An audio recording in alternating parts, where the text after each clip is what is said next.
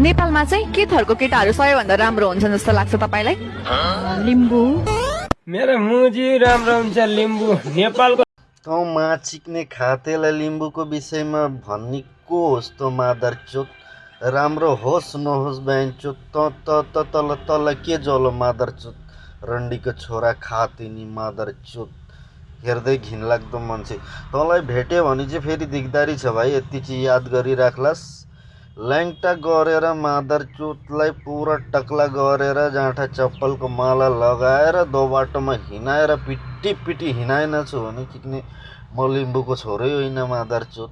त लिम्बूको जातिको विषयमा लिएर भन्ने को होस् मादरचोद खाते? राम्रो होस् नहोस् लिम्बू मादरचोद। त मुजीलाई के भयो? तेरो के जलो चाँठा? हेर्दै घिनलाग्दो मान्छे। माचिक्ने पक्क तँलाई भेटौँ, याद गरिराख्लास्।